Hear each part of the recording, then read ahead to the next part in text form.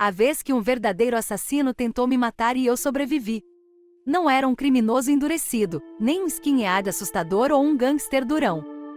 Era uma senhora idosa, mas ela era uma assassina legítima. Ela havia atirado em seu marido no peito com uma espingarda 2 anos antes de eu conhecê-la.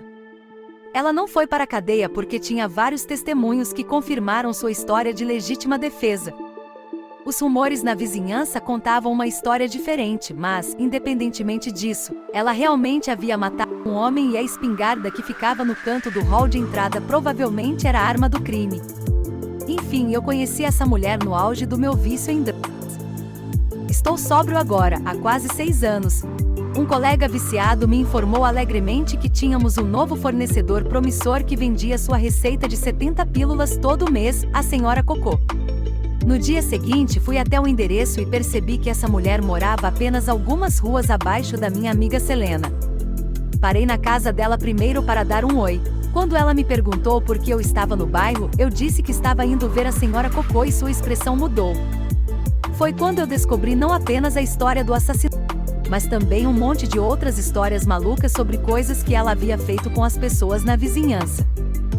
Selena implorou para que eu tivesse cuidado. Eu disse, tanto faz, é uma senhora idosa. Não estou com medo.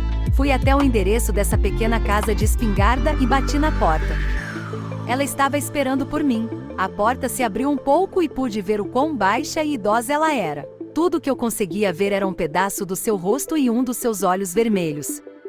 Ela perguntou meu nome, eu disse a ela e ela abriu a porta para mim, fazendo sinal para eu entrar. Logo de cara vi a espingarda encostada no canto. Ela me disse para segui-la e finalmente pude dar uma boa olhada. Ela parecia tão frágil, não magra, mas baixa, encurvada e andando com uma bengala.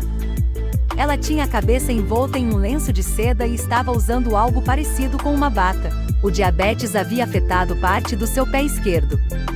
Agora estávamos na sala de estar e ela me pediu para sentar.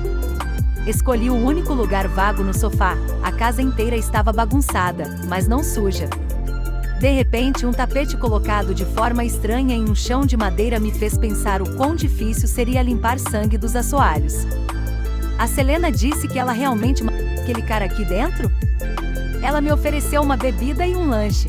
Ela me olhou com olhos surpreendentemente gentis. Que negociação de drogas estranha, pensei, mas que gentil da parte dela. Lembro-me de pensar que a Selena era tola por acreditar em todas as histórias da vizinhança sobre o quão perigosa essa mulher era. Bebi um refrigerante, recusei o lanche e comprei todas as suas pílulas para a dor. Ela iria renovar a receita no mesmo dia do mês seguinte, ela me informou. Ok, ótimo, nos vemos então. Voltei em uma rotina regular por vários meses, sempre bebi um refrigerante, recusei um lanche e segui feliz e entorpecido meu caminho. Até cheguei a conhecê-la um pouco durante as visitas, seu diabetes, seus filhos, como a maconha ajudava com a dor. Levei um baseado para dividir de vez em quando, até mesmo ajudei a mover alguns móveis um dia.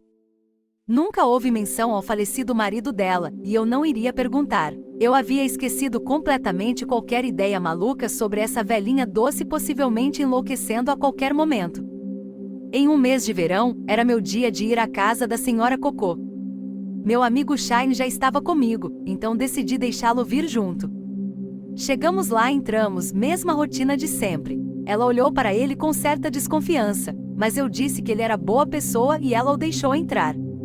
Durante nossa pequena conversa, Shine mencionou algo sobre querer ver um filme que havia acabado de ser lançado.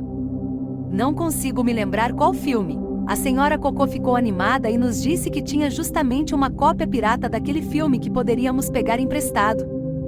Ela nos deixou olhar uma pilha gigante de DVDs piratas queimados e pegar o que quiséssemos. Pegamos 3 deles e ela apenas pediu para devolvê-los quando terminássemos. Naquela noite decidimos assistir ao filme que o Shine queria ver, então colocamos no player na minha casa. Imediatamente era impossível de assistir. Parecia seriamente um vídeo de celular. Dava para ver pessoas no cinema andando na frente da tela. O cara que estava filmando falava alto com a sua companheira o tempo todo. Uma porcaria. Rimos disso, presumimos que os outros 2 filmes fossem igualmente ruins e assistimos outra coisa. Alguns dias depois eu ia sair com a Selena, então decidi passar na casa da Cocô para devolver os DVDs. Tentei ligar, mas ela não atendeu. Fui até a porta e bati, mas ainda sem resposta. Pensei, sem problemas, vou apenas deixá-los aqui na porta para ela. Ela tinha uma porta de tempestade com uma tela na metade superior e era de metal sólido na metade inferior. Abri aquela porta, apoiei os DVDs ruins contra a porta de verdade e fechei. Assim, eles não podiam ser vistos e também estariam protegidos do clima. Fui para a casa da Selena e nem pensei mais nisso. Mais tarde naquela noite, eu estava chapado com meus amigos e meu telefone começou a tocar. Eu estava seriamente alterado, então decidi ignorar, não estava com vontade de conversar. O telefone toca novamente. E de novo. Finalmente meu amigo diz: "Você não vai atender?" Então eu peguei meu telefone para verificar. Era a senhora Cocô. Ela nunca me ligava. Nunca. Especialmente tarde da noite. Ter o número dela no meu telefone era estritamente para eu ligar para ela no dia 12 de cada mês para anunciar que horas eu iria até lá. Só isso. Hoje era apenas o dia 9. Pensei que talvez algo ruim tivesse acontecido e ela precisasse de ajuda. Liguei de volta e ela atendeu antes mesmo de tocar uma vez. Ela estava furiosa. Quero dizer, absolutamente irada. Ela não parecia a velhinha cujo sofá eu costumava ficar. Ela estava extremamente irritada pelo fato de eu ter deixado os DVDs na porta. Ela me repreendeu sobre como uma pessoa idiota como eu simplesmente não entendia como as coisas funcionavam na vizinhança. Alguém poderia ter me visto deixá-los ali e poderia ter vindo depois e roubado. Eu deveria ter esperado até ela estar em casa. Eu fui desrespeitoso, rude e ingrato, ela continuou falando. Eu não fui rude em minha voz e pedi desculpas, mas também mencionei que apesar de apreciar o gesto, os filmes eram realmente muito ruins e não valiam nada. De repente, e de forma muito sinistra, seu tom mudou. De repente, ela era a doce velhinha Cocô novamente. Ela me disse que eu estava certo e que estava apenas um pouco tensa naquela noite. Ela se desculpou por sua reação e disse que eu era bom para ela e não merecia aquilo. Então ela diz, aliás, ela tinha recebido sua receita cedo neste mês. Ela pegou mais cedo hoje. Por que eu não iria lá buscá-la hoje à noite? Agora, qualquer pessoa sã e sóbria teria imediatamente notado sinais de alerta aqui, mas na minha infinita sabedoria sob o efeito das drogas, eu pensei que o Jesus viciado tinha feito um milagre para mim e que minha noite estava prestes a ficar ainda melhor. Hora de ficar mais chapado, pessoal. Volto logo com mais coisas boas. Saí rua abaixo em direção à casa da Cocô. Eu ainda estava muito chapado. Eu estava indo em direção à casa e vi que os DVDs ainda estavam lá. A Cocô abriu a porta antes mesmo de eu chegar ao degrau e disse para eu pegar os filmes e levá-los para dentro. Sua voz era firme, o que não era característico dela, mas ela não parecia louca como ao telefone. Levei-os para a sala de estar onde eu sempre ia sentar, e algo estava estranho. Os pelos do meu pescoço se arrepiaram. Percebi que ela ainda estava atrás de mim, na área do vestíbulo. Ela começou a me dizer as mesmas coisas que havia dito ao telefone, mas dessa vez de uma forma mais estranha. Ela estava falando muito baixo e sussurrando algumas palavras.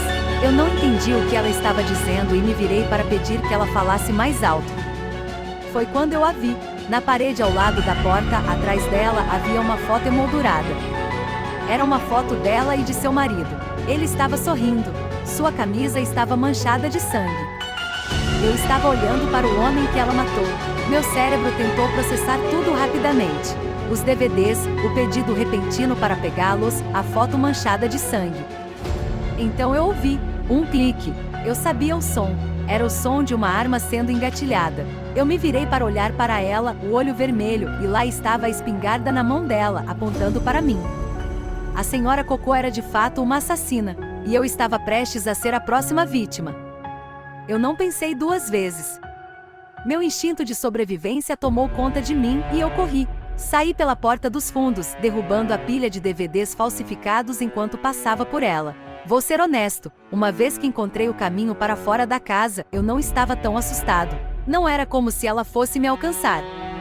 Eu circulei ao redor da pequena casa e saí correndo pela rua, provavelmente antes mesmo que ela conseguisse se arrastar e olhar pela porta da frente atrás de mim.